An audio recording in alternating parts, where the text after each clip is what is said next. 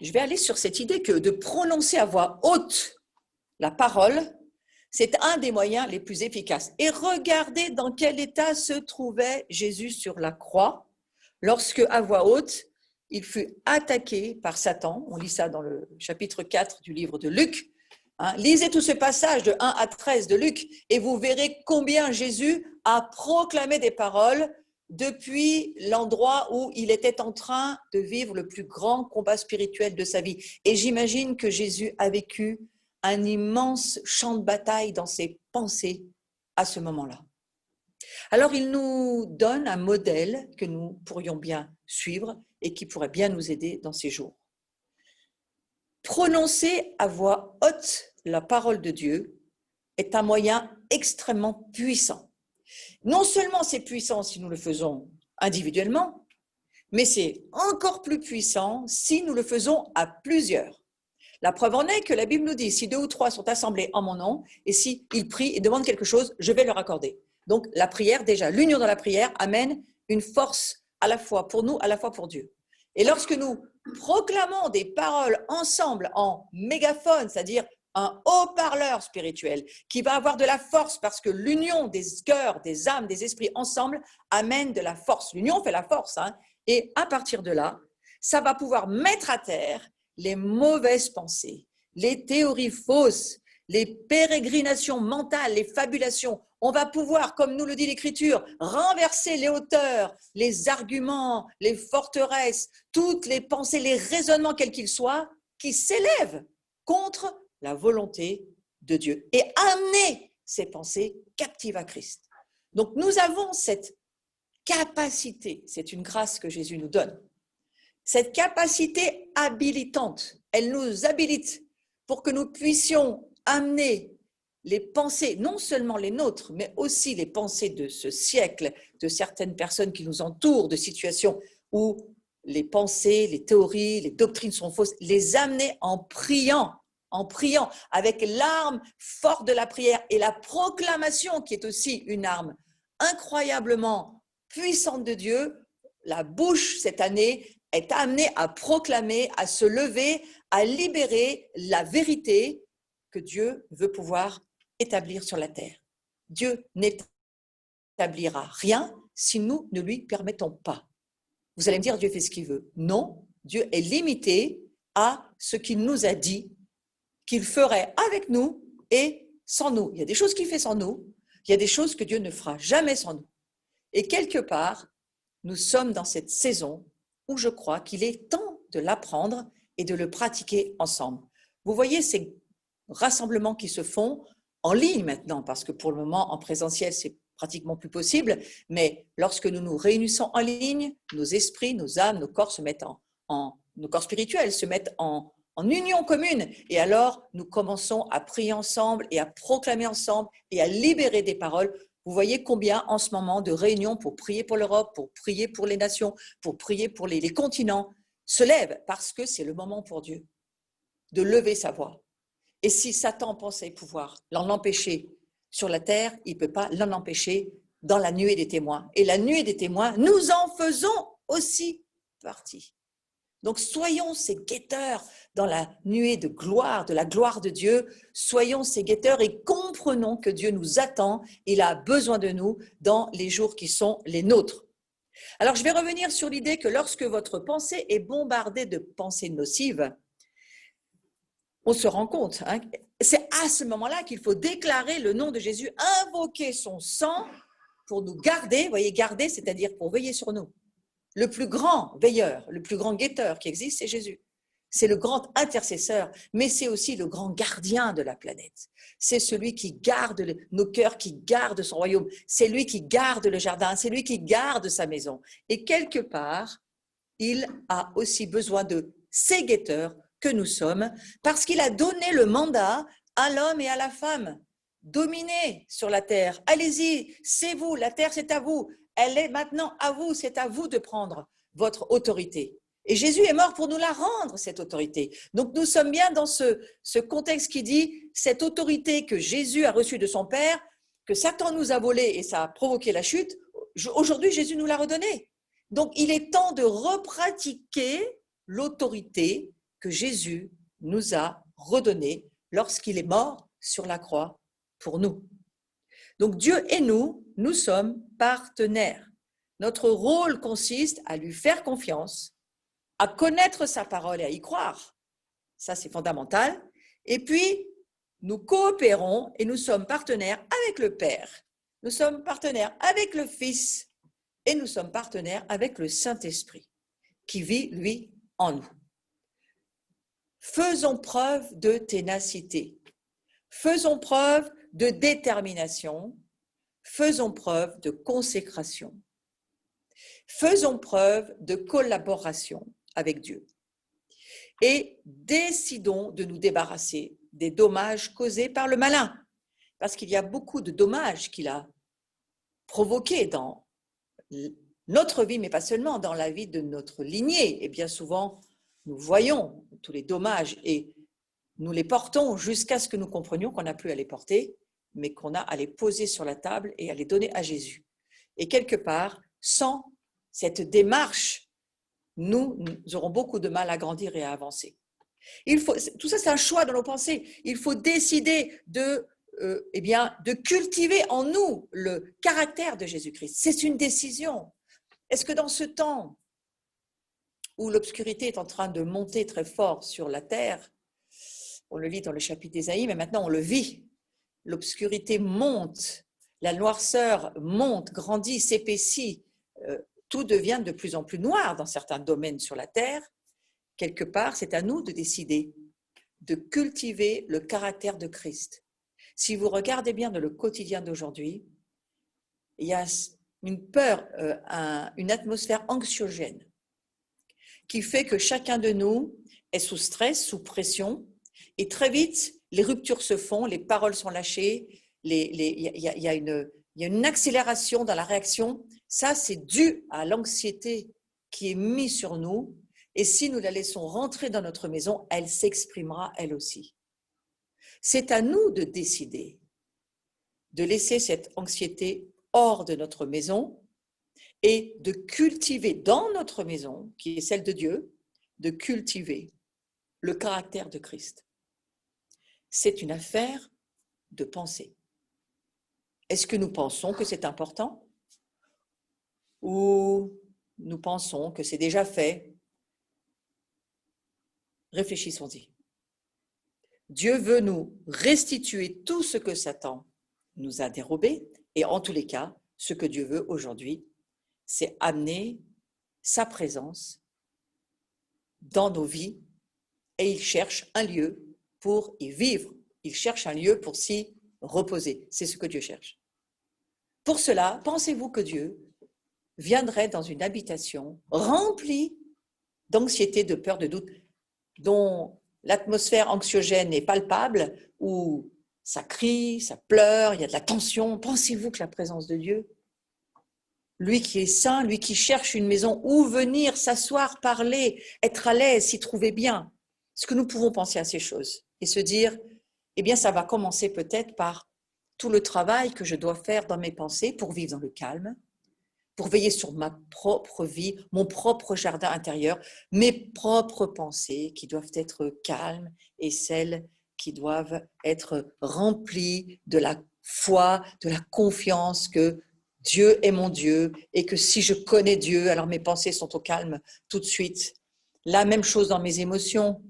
Si mes émotions sont activées, réactivées, irritées toute la journée, mais Dieu vient et il s'occupe de nos émotions et il amène son shalom sur nos émotions.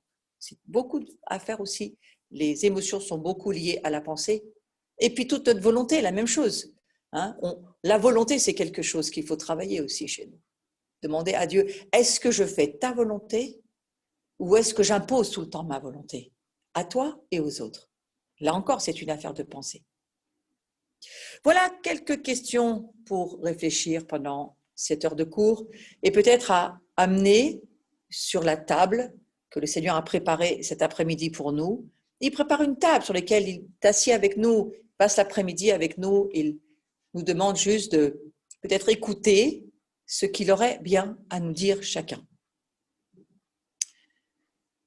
Une des choses que j'aime à dire souvent, pensez à ce que vous penser. Ça aussi, c'est un acte de volonté.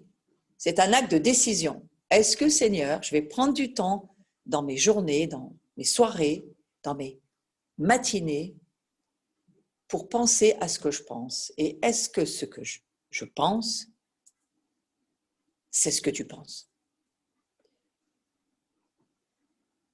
Une fois que nous avons compris comment affranchir notre intelligence de l'influence de l'ennemi, et nous allons en reparler beaucoup dans ce cours, mais il est clair que, je viens d'en parler un moment, notre pensée a besoin de s'affranchir, d'être affranchi, d'être libre de ce que l'ennemi et nous-mêmes parfois aussi, nous laissons se mettre sur nous.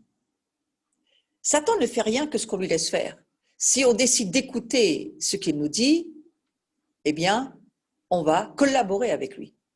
Or, vous savez très bien que la collaboration, ça amène de la production, où nous allons décider de faire attention à ce avec quoi nous collaborons dans nos pensées, et d'y réfléchir, et de prier sur ce sujet, et de chercher dans la parole de Dieu les pensées de Dieu qui vont amener la présence de Dieu dans notre maison. Bien souvent, les gens prient « Oh Seigneur, viens, descends ». Beaucoup dans les réunions, les célébrations chrétiennes, j'entends « Mais viens, Seigneur Jésus, viens ».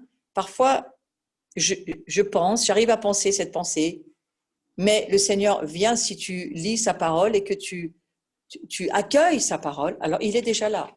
Il est là si tu accueilles sa parole et que tu vis avec sa parole et que sa pensée, elle te rejoint au travers de sa parole. Dieu nous parle au travers de la parole de Dieu qu'il a écrite pour nous. Combien de temps passons-nous à lire sa parole? Non pas lire ce que les uns racontent de telle chose, les autres pensent de tel sujet ou tel thème abordé par monsieur ou madame Attel, mais simplement la parole de Dieu qui rentre dans ta maison alors que tu as pris du temps dans les temps de veille, c'est quand même là où Dieu nous rejoint le plus facilement, les temps où on se met à part, dans les maisons de prière ou dans nos propres maisons, on se met en veille, on passe du temps qu'avec lui. Nous, dans notre communauté, nous avons des temps comme cela, consacrés, tenus, importants, parce que c'est là où Dieu vient nous parler. C'est là où il est présent chez nous. Pensez à ça. Ça peut aussi beaucoup nous aider dans la saison qui vient. Il nous faut absolument entendre Dieu dans nos veilles. Donc, il nous faut absolument avoir des temps de veille, décider de veiller avec le Seigneur. Nous pensons juste, nous marchons juste. Donc, en appliquant la vérité de Dieu dans notre vie, nous apprenons ensuite à marcher dans la liberté. Mais pour cela, il faut pratiquer la parole de Dieu. Une des premières des choses, il faut faire prisonnières nos mauvaises pensées. Mais attention, ça ne suffit pas. Ce n'est pas parce que vous avez capté que vous avez une mauvaise pensée et que vous dites, tiens, ça, eh bien, je ne vais plus le faire au nom de Jésus, puis je la vois, voilà, j'y renonce, je ne le fais pas. Je ne veux plus penser cette pensée-là. Mais ça ne suffit pas. Il va falloir choisir de ne plus penser que de façon juste. Donc, il va falloir bien sûr recevoir la pensée de Dieu qui va être l'échange entre la pensée négative, la pensée mauvaise, néfaste, avec la bonne pensée.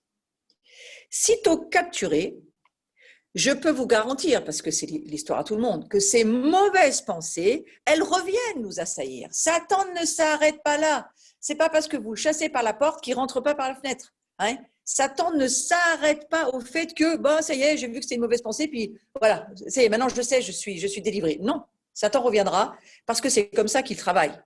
Et il va falloir faire tous nos efforts pour ne pas penser négativement, de façon à ne pas augmenter ce risque de mal penser. Plus nous nous focalisons sur le négatif, plus ça va produire le négatif. Donc, une fois que vous avez saisi qu'une situation n'allait pas, que la pensée de cette situation-là, ça ne fonctionne pas, ce n'est pas seulement de l'avoir vu, mais ensuite, c'est de vivre dans l'esprit opposé. Si vous avez beaucoup de mal à aimer votre voisine et que c'est vraiment un combat pour vous, parce qu'il y a quelque chose en vous qui la hait, qui ne la supporte pas, qui vous irrite, c'est un tourment permanent. C'est un exemple que je prends, mais c'est juste pour vous expliquer. Ne vous focalisez pas sur tout ce qui ne va pas, mais focalisez-vous sur qu'est-ce que je vais pouvoir faire pour que ça aille avec elle. Et c'est comme ça, en vous focalisant sur le « qu'est-ce que je vais pouvoir faire pour que ça aille avec elle ?» que votre vie changera. C'est la même chose dans la situation actuelle dans laquelle nous sommes, en termes de vie sociétale, en termes de temps prophétique de la fin de cet âge, c'est exactement la même chose. Si vous passez votre temps et toutes vos pensées à analyser, à voir, à comprendre tout ce qui ne va pas, pourquoi ça ne va pas, comment ça ne va pas et comment ça ne va encore pas aller, vous allez finir par tomber dans ce qui vous est proposé. Mais si vous vous mettez à réfléchir en disant « on a compris, ça ne va pas, on n'a peut-être pas besoin d'en parler 50 ans, on a compris ce qui arrive, on a compris ce que ça t'enlève dans cet âge finitif, on a compris que ça ne va pas s'améliorer et que ça va certainement aller de pire en pire, l'empire du pire, nous y sommes. » Qu'est-ce que nous pouvons faire? Faire ce que Dieu dit. La lumière brille dans les ténèbres. Focalisez-vous sur la lumière, focalisez-vous sur ce qui va pouvoir aider les autres. Non pas, alors, redire tout ce qu'ils savent déjà qui ne va pas, tout parler de leurs péchés parce qu'ils savent qu'ils sont pécheurs. N'allez pas redire au monde qu'il est maudit parce que ça, de toute façon, c'est une réalité qu'ils savent déjà. Mais allez sur des pensées positives de Dieu et prophétisons sur ce que Dieu, lui, dans sa bonté, dans sa justice, dans son amour, il a décidé qu'il ferait quoi qu'il se passe. Et vous savez quoi? Dieu revient. Et il reviendra sur cette terre, et il aura une famille pour lui qui travaillera pour lui, et il aura son royaume, et il aura son héritage, et il aura Israël son héritage, et il aura les nations qui vont avec la Syrie et l'Égypte ensemble. Ils iront adorer à Jérusalem. Vous savez quoi? Ça va se passer. Donc pour nous, l'important, c'est quoi? C'est de nous focaliser, surtout dans cette saison, à chercher ce que Dieu veut dire à ce monde, ce que Dieu veut faire avec ce monde. Il veut retrouver sa famille, toucher des âmes, arriver à se faire connaître à un monde qui ne le voit plus. Mais nous sommes appelés et nous nous consacrons pour cela. C'est pourquoi il est d'importance de bien comprendre que nous ne sommes pas appelés à prophétiser les ténèbres. Nous sommes appelés à prophétiser les bénédictions que Dieu veut sur le monde autour de nous. Penser de façon juste en remplaçant dans notre pensée les mauvaises pensées par les bonnes pensées, de façon à ce qu'il n'y ait pas de vide. Vous savez, la nature a horreur du vide. Et si vide il est rempli par quelque chose. Alors, remplissons ce vide, si c'était le cas, par la pensée de Dieu et par sa parole qui est puissante, efficace et qui permet aux choses de se créer et même recréer s'il le fallait. Donc, mettez des pensées positives à la place des pensées nocives. Et on a largement de quoi faire aujourd'hui. Ne laissez aucune place aux pensées nocives de votre intelligence. Oui, vous pouvez avoir des stratégies révélées, des secrets du monde parfois noirs qui vous sont révélés par le Saint-Esprit pour comprendre certaines choses, mais ne nous focalisons pas dessus. Ne cherchons pas dans ce domaine. Allons dans le domaine de la lumière. Cette évidence peut révolutionner votre vie. Nous pouvons intentionnellement choisir nos pensées. Vous vous rendez compte là, l'incroyable liberté que Dieu nous a donnée? Personne ne peut nous forcer à penser ce que nous avons à penser. Nous sommes les rois et les sacrificateurs aussi dans ce monde de ce que nous avons à penser. Et nous devons le faire si nous voulons marcher dans la victoire de Jésus-Christ. Nous devons choisir intentionnellement nos pensées de façon à ce que le monde puisse entendre, nous-mêmes, notre âme, notre corps. Si notre corps est malade, notre corps a besoin d'entendre que Dieu peut guérir. Dieu veut guérir. Dieu a la capacité de guérir. Est-ce que votre corps pourrait bien entendre une fois cette semaine que Dieu veut le guérir? Et avoir cette pensée que Dieu veut guérir votre corps. Et ensuite, pas seulement votre corps, mais votre communauté spirituelle, qui est un corps lui aussi. Et puis peut-être aussi votre nation, qui elle aussi est un corps spirituel. Et que Dieu, son désir, c'est de sauver toutes les nations. Vous pouvez le décider. Vous pouvez décider de croire ce que Dieu dit dans sa parole. Vous pouvez décider d'écouter Dieu et de voir au travers des pensées que Dieu nous dit dans sa parole, qu'il n'est pas seulement un sauveur, mais qu'il est le roi et le Seigneur de toutes les nations et qu'il est déjà dans son ciel.